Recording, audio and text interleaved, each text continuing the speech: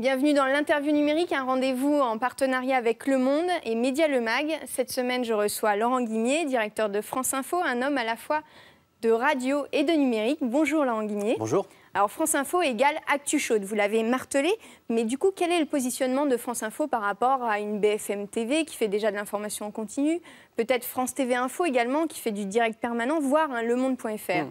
Le positionnement, c'est d'abord l'histoire. On a, j'allais dire, inventé l'information continue en 1987, à une époque où, il faut quand même s'en souvenir, il n'y avait pas Internet, il n'y avait pas les réseaux sociaux, il n'y avait pas ces chaînes d'information en continu gratuite. Donc si j'étais un tout petit peu taquin, je dirais, on nous a copié, c'est comme ça. Sinon, le positionnement, il est simple. Nous sommes la chaîne d'information du groupe Radio France, de l'audiovisuel public, c'est-à-dire qu'il y a à Radio France, il y a 700 journalistes qui sont chez eux aussi sur France Info. Ça donc nous donne un poids éditorial, une façon sans doute, une qualité de traitement de l'information que n'ont peut-être pas toutes nos concurrentes. Depuis la rentrée, les gros changements que vous avez effectués sont surtout à l'antenne, un petit peu moins sur le numérique, en tout cas l'application mobile et puis le site web. Comment vous l'expliquez finalement? C'est pas un peu compliqué de changer tout d'un coup?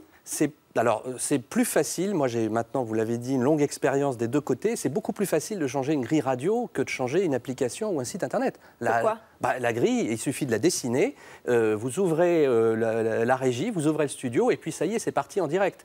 Un site web, une application, c'est de la technologie, c'est du développement. C'est donc une infrastructure qu'il est beaucoup plus compliqué de modifier que de la radio. La radio, c'est le média de la souplesse, du direct, c'est ce qu'il y a finalement de plus fluide et de plus simple à faire. Vous avez dit que la radio c'était plus rapide et plus réactif que le web. Ça va beaucoup plus vite que le web. Est-ce que ce n'est pas aussi un problème finalement de ressources? Quand vous dites ça, finalement, vous n'encouragez pas tellement votre rédaction à travailler pour autre chose que l'antenne, ce à quoi elle était déjà habituée. Mais elle travaille déjà pour tous les supports, ma rédaction. Et mes rédactions, aujourd'hui, il y a un pôle web, il y a un pôle radio. Tout ça, évidemment, est en train de se fondre, se fusionner dans la bonne entente.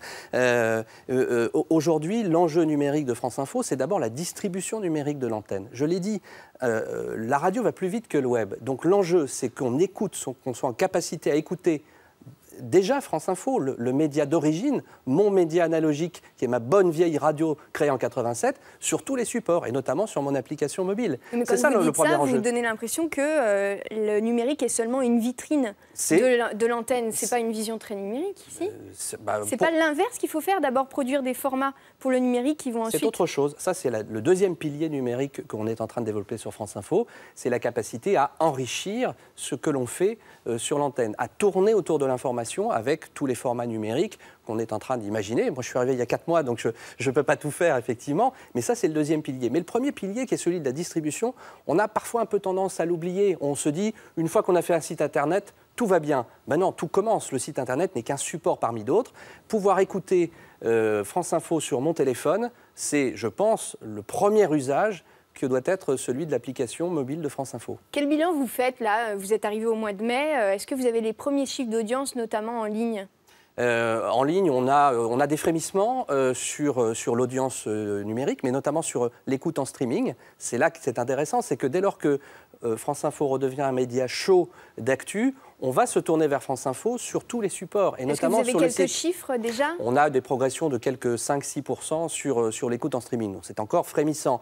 Mais par exemple, notre nombre de followers sur Twitter a bondi de façon totalement, j'allais dire, saine. On n'a pas acheté des followers. Je sais que ça se produit ailleurs. Nous, ce n'est pas le cas. On va passer le cap des 500 000 followers sur Twitter. Et ça, c'est intéressant parce qu'il y a d'abord une relation de confiance quand même assez importante que l'on nourrit à la marque France Info pour que 500 000 personnes s'y abonnent. Ce n'est pas forcément le cas des radios généralistes. Vous savez que Twitter, c'est un microcosme. Ça concerne peut-être 500 000 personnes, c'est pas mal. Quelques millions de Français comparé à d'autres réseaux sociaux plus puissants. Je vais vous donner un autre chiffre. Les alertes que l'on fait sur mobile. On a 400 000 personnes, alors 400 000 abonnés, et j'emploie le terme à dessein, 400 000 abonnés à France Info, à qui on va pousser de l'information. Et à qui on va dire aussi, parce que ça on a commencé à le faire, il se passe quelque chose sur l'antenne, on a une conférence de presse du président de la République ou une prise de parole d'un ministre, on push et on dit allez sur France Info tout de suite parce que c'est en train de se produire sur l'antenne. Là, c'est du numérique parce que c'est une alerte et c'est de la bonne vieille radio parce qu'on pousse nos abonnés à écouter France Info. Merci beaucoup Laurent Guimier, on se retrouve donc sur le site dumonde.fr et sur le site de france5.fr.